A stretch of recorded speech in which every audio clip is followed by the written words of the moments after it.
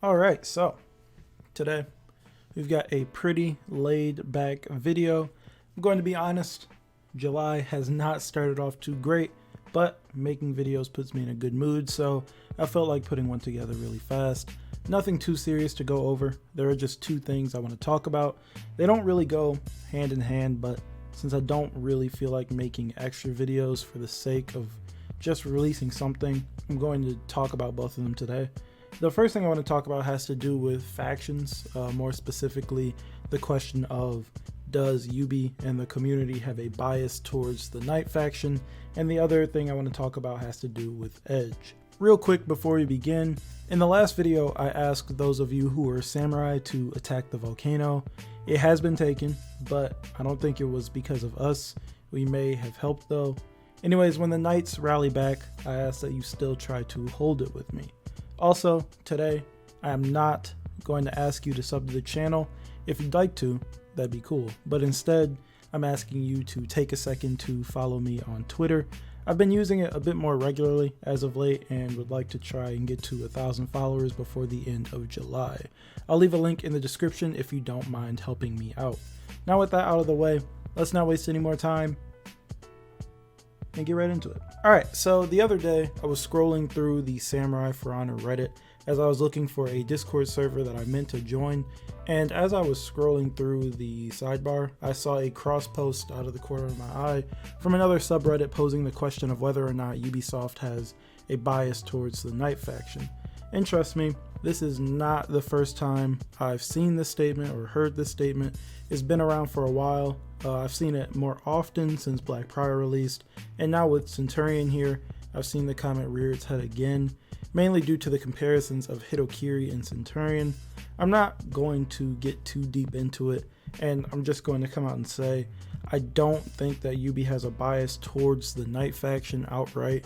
I don't think that Yubi looks through the roster and says, you know what, I think it's time to buff some Knights. Forget about the other 19 heroes in the game. Let's focus on this specific faction because they're the coolest, or whatever other reason you have a bias towards them for. I think it's more of they just happen to be the faction that has the most useful heroes collectively. A coincidence. I can't see a studio spend time crafting and creating all of these different heroes that take a lot of time to make just for them to focus on 7 of them. However, I do believe that community outcry and feedback can influence their decisions, and maybe due to their design philosophy, the Knights may be easier to power up than other factions. I think the Vikings have good heroes as well for the most part, and both the Knights and Vikings are better factions collectively than the Samurai and Wulin, at least from a gameplay perspective. I still believe that the Samurai are the weakest though. I think the Wulin have them beat. I want nothing more than to be able to use heroes like Orochi and Nobushi one day and feel like I'm having a great time with these heroes. At this point, I feel like I'm just going to die on this hill. Now, as I said, I think the Knights collectively are the strongest faction, but I don't think they've always had the very best heroes in the game, as some people are saying. There were heroes like early Warlord and Nobushi that were pretty scary, but the Knights did have Peacekeeper and Centurion as well. Warlord was nerfed, but has slowly, incrementally clawed his way up and is now a very solid hero. Peacekeeper got nerfed and then she got worked on, and over time has become a pretty solid hero. Centurion was nerfed after a while, and after what feels like forever, he's finally a good hero. Nobushi was really strong and got nerfed and hasn't really recovered yet. I'm hoping that she gets some real work soon because she is a hero I want to play, as I like her fashion and finishers and emote and all of that. But I always ask myself, why should I play her against these people that know what they're doing when I could just play a better hero and have a better time and feel more useful fighting? Nobu and Orochi are two heroes that I really want to see Yubi hone in on so that more people can enjoy playing these characters for the right reasons. When it comes to Orochi, Yubi has been trying things out and trying to stick to their identity that they've built for him, but I'm worried that those who still talk about light spam could get in the way of anything Yubi wants to do that's really, adventurous. As for some reason light spam was something brought up about Hitokiri light finishers of all things, I think Yubi just sort of dropped the ball when it came to working on these heroes and that others were just easier to rework.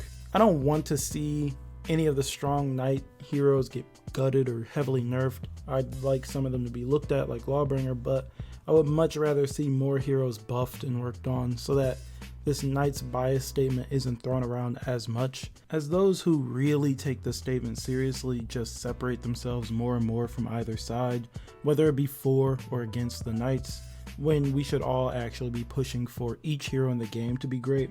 Core fight changes are coming soon, about a month now, which is going to help out every hero in some way, and hopefully after that we'll see some more changes coming our way for more heroes. But I do want to see what happened with Centurion happen to Nobushi, Orochi, Shinobi, and Highlander as well. Now my question to you guys is, does the community itself have a bias towards the Knights, or is it just a loud vocal minority? Vikings may win most faction wars, but that could just be due to people wanting to win. We're not really sure.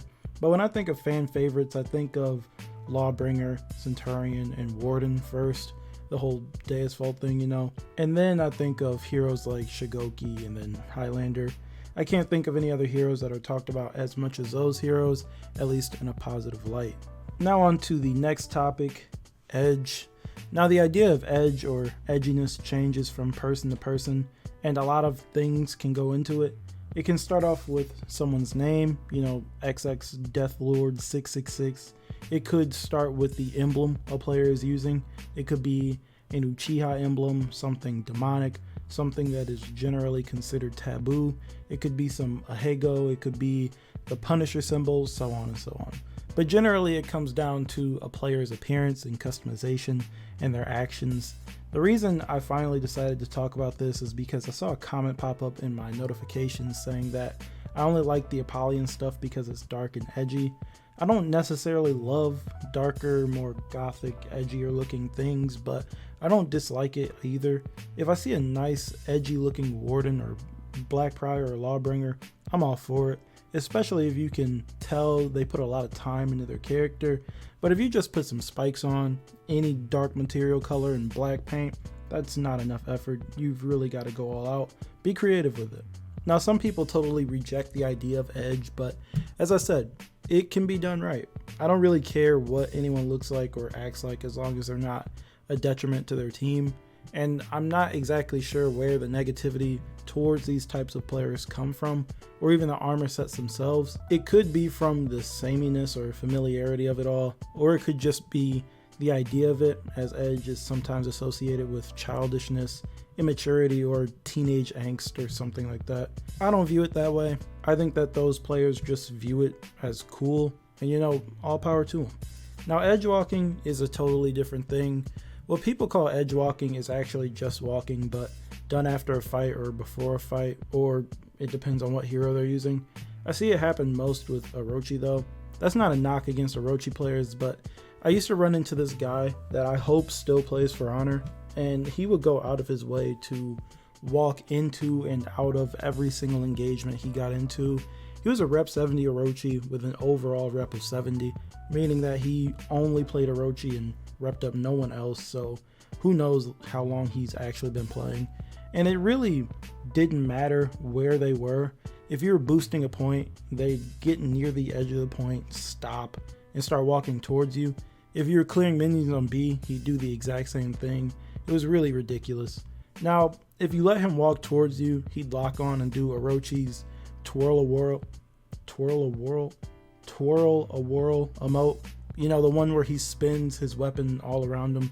And after that, you'd fight, which usually started off with the showstopper Ki or the kunai into zone. More often than not though, he'd be blindsided by someone, but he didn't seem to give a damn. His chat was off and he always let out one solid good fight after every game. I feel like he really enjoyed his time playing for Honor. I think he really liked his character. I think he enjoyed the idea of having this almost honorable Orochi, and I hope that more people can hopefully enjoy the game like I'm assuming he does. I don't really know why that player just came to my head when I was talking about edge walking, or why I felt the need to tell you guys. And I'm not going to say their name, I don't want to be that guy, but if you happen to be watching this video, please say hi and let me know if you're still playing this game. Now, I don't think walking in itself is a bad thing, again, unless it's at the detriment of your team or if you're walking around in circles at the spawn, or just walking around the map, or refusing to join a fight because you'd rather walk. You could have done that in a player versus AI match instead, but I don't see anything wrong with winning a close fight or winning a gank and walking away. It may be annoying to some, but as I've said before, if you really have a problem with someone hitting you with an emote or walking on you, you've just got to win your next fight. Anyways, that's all I've got for this video.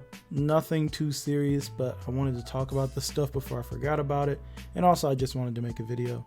Tomorrow, we're getting some info on a game called Hyperscape that UB Montreal made. It just popped up on people's radars as a ton of streamers announced on social media a few days ago that they've had early access to the game, and for what I've seen, a lot of them have been saying it's a ton of fun. A lot of them will also be streaming on Twitch tomorrow, including a few of my favorite streamers, so hopefully an open or closed beta lands in our hands as well. Again, I don't know much about it other than Ubisoft Montreal made it. It's fast-paced first-person shooter BR, and I'm a fan of UB Montreal games. Obviously, I love For Honor, but I also like where Rainbow has landed.